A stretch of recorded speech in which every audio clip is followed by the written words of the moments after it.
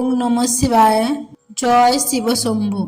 বন্ধুরা, আজ 30শে ডিসেম্বর 14ই পৌষ সোমবার।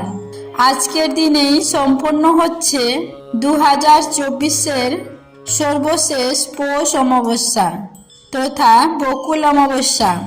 এই অমাবস্যা আজ যেহেতু সোমবার দিন সম্পন্ন হচ্ছে, তাই এর অপর নাম সোমবতী অমাবস্যা। সোমবতী অমাবস্যার দিনে ভগবান শিবের উদ্দেশ্যে পূজা নিবেদন করার কথা বলা হয়, শিবলিঙ্গে জল অর্পণ করার কথা বলা হয়। তাই আজ যদি সম্ভব হয়, অবশ্যই শিবলিঙ্গে সামান্য গঙ্গা জল বা বিশুদ্ধ জল, দুধ, বেলপাতা, একটি ফুল এবং কালো তিল নিবেদন করুন। তারপর নতুন বছরে আপনি যে বিষয়টি আপনি মনে প্রাণে চান তা বাবার নিকট ব্যক্ত করুন এবং সবশেষে সোমবতী অমাবস্যার এই ব্রত কথাটি শ্রবণ করুন। কোনো কারণে যদি আপনি ব্রত, উপবাস বা পুজো দিতে নাও পারেন, তাহলে ভগবান শিবের উদ্দেশ্যে একটি প্রদীপ নিবেদন করে আজকের দিনে এই সোমবতী অমাবস্যার ব্রত কথাটি একবার হলেও শ্রবণ করুন। আশা করছি দর্শক বন্ধুরা, এই ব্রত কথাটি শ্রবণ করে আপনাদের ভালো লাগবে। শুরু করছি সোমবতী অমাবস্যার সোমবারের শিব ব্রত কথা। ওং নমঃ শিবায়, ওং নমঃ শিবায়, ওং নমঃ শিবায়। জয় শিব শম্ভু। পুরাকালে অমরপুর নামে এক ধনী ব্যবসায়ী বসবাস করতেন। দূর দূরান্তে তার নাম, যশ, ব্যবসা ছড়িয়ে পড়েছিল। ঐশ্বর্য, যশ, মান, সম্মান সমস্ত কিছু থাকা সত্ত্বেও সেই ব্যবসায়ীটি ছিল অত্যন্ত দুঃখী একজন মানুষ। কারণ তিনি ছিলেন নিঃসন্তান। দিন রাত তিনি একটি বিষয়েই চিন্তিত থাকতেন যে তার এই বিপুল ঐশ্বর্য, ধন সম্পদ তার মৃত্যুর পর কে দেখভাল করবে।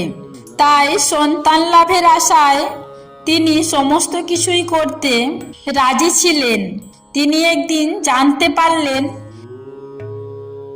শ্রাবণ মাসের সোমবার দিন যদি ভক্তি ও নিষ্ঠা সহকারে দেবাদিদেব মহাদেবের আরাধনা করলে, তাহলে বাবা ভোলানাথ তার ভক্তের সকল মনস্কামনা পূরণ করেন। যথাবিধি মেনে সন্ধেবেলায় তিনি শ্রাবণ মাসের সোমবার দিন ভগবান শিবের অত্যন্ত নিষ্ঠা ও ভক্তি সহকারে পুজো করলেন। একবার নয়, শ্রাবণ মাসের প্রত্যেক সোমবার দিন বাবার পূজায় তিনি নিজেকে নিয়োজিত করলেন।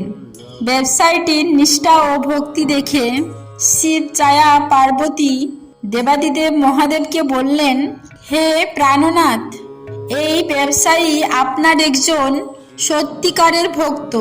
শ্রাবণ মাসের প্রত্যেকটি সোমবার দিন সে যথাবিধি মেনে আপনার পুজো করছে।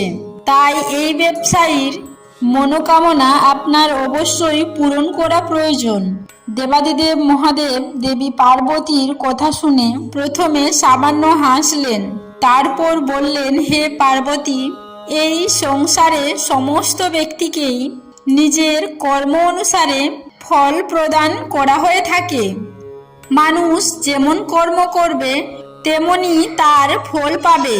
দেবাদিদেব মহাদেবের এইরকম কথা শোনার পরেও দেবী পার্বতী অত্যন্ত আগ্রহের সঙ্গে বললেন, আপনাকে কিন্তু আপনার এই ভক্তের অবশ্যই মনোকামনা পূরণ করতে হবে। কারণ আপনার এই ভক্ত অন্য 5 জনের থেকে অনেকটাই আলাদা। শ্রাবণ মাসের প্রত্যেকটা সোমবার দিন সে যথাবিধি মেনে আপনার পুজো করছে।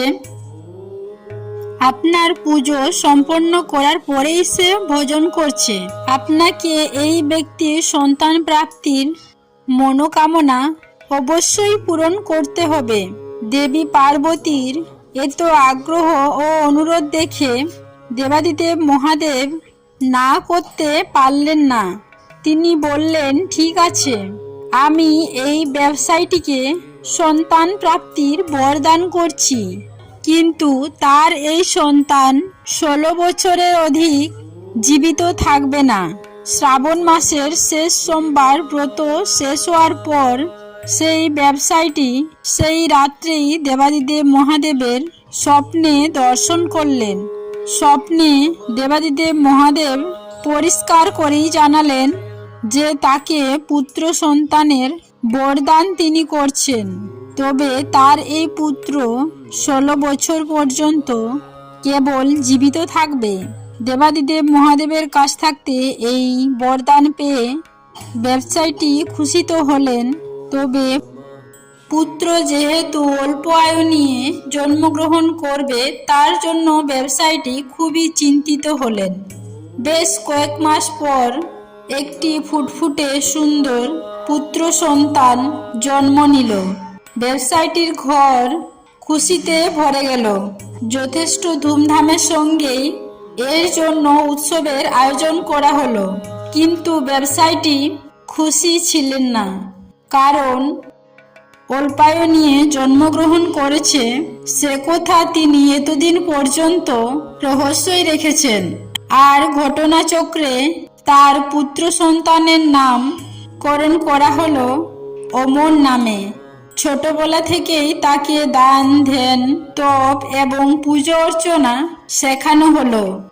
আর ব্যবসায়ীটি প্রত্যেক বছর শ্রাবণ মাসের সোমবারের ব্রতের সঙ্গে সঙ্গে 16 সোমবার ব্রত রাখতে শুরু করলেন। এরপর ব্যবসায়ীটির ছেলে অমরের বয়স যখন 12 বছর হলো, তখন ব্যবসায়ীটি তাকে শিক্ষা প্রদানের উদ্দেশ্যে তার মামার সঙ্গে বারাণসীতে পাঠালেন এবং যাবার সময় বলে দিলেন যে স্থানেই শিব মন্দির দেখতে পাবে সেখানে ভগবান শিবের পুজো করবে এবং ওই স্থানে দীন দুঃখী মানুষ এবং ব্রাহ্মণকে ভোজন করাবে। বারাণসীতে যাওয়ার পথে একটি নগরে প্রবেশ করল। যেদিন প্রবেশ করল সেই দিন সেই নগরের রাজার মেয়ের বিয়ে। তবে যে রাজার ছেলে এই মেয়েকে বিয়ে করতে এসছে সেই রাজার ছেলের এক চোখ ছিল অন্ধ, আর এই বিষয়টি সে গোপন রেখেছিল। পথের মধ্যে সেই ব্যবসায়ীটির সুন্দর ছেলেটিকে দেখতে পেয়ে সেই রাজার এক কুবুদ্ধি জাগ্রত হলো। সে মনে করল তার এই অন্ধ ছেলের পরিবর্তে সেই এই ব্যবসায়ীটির ছেলেটিকে নিজের ছেলে হিসেবে পরিচয় দেবে। তারপর বিবাহ শেষ হয়ে গেলে সেই ব্যবসায়ীটির ছেলেটিকে তাড়িয়ে দিয়ে সেই রাজ্যে রাজার মেয়েটিকে নিজের রাজ্যে নিয়ে যাবে।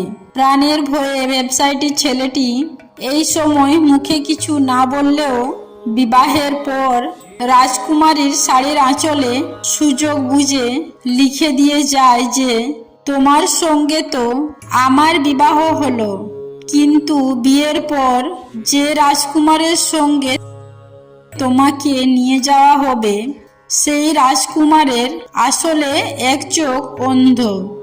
আমি তো বারাণসীতে শিক্ষা গ্রহণ করতে যাচ্ছি। বিবাহ সম্পন্ন হওয়ার পর সেই ব্যবসায়ী পুত্রকে তাড়িয়ে দেওয়া হয়।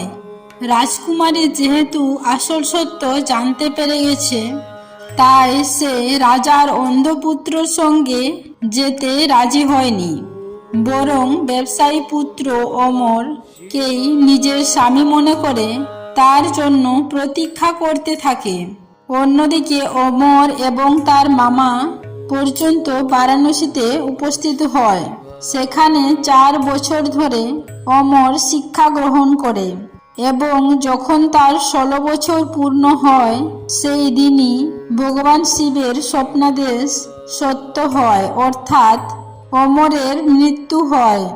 ছেলের মৃত্যুর সংবাদ পেয়ে সেই ব্যবসায়ী এবং তার স্ত্রী অন্ন গ্রহণ পরিত্যাগ করে। এই ঘটনায় শিব ছায়া পার্বতী অত্যন্ত মহাদেবের প্রতি ক্রুদ্ধ হন। তিনি ভগবান শিবের উদ্দেশ্যে বলেন, যে ব্যক্তি আপনার সারা জীবন ধরে নিষ্ঠা ও ভক্তি সহকারে পুজো করল যার পুত্র একইভাবে আপনাকে পুজো করে আসছে, তার প্রতি আপনি এইরূপ বিরূপ হলেন কিভাবে? দেবাদিদেব মহাদেব তখন বললেন, এ তো বিধির বিধান, যা হওয়ার তা তো হবেই। এই কথায় পার্বতী আরোই ক্রুদ্ধ হলেন। তিনি বললেন, তাহলে কি ভক্তির কোনো অর্থ নেই? এরপর থেকে তো কোনো ব্যক্তি আর ভক্তির প্রতি বিশ্বাস রাখবে না।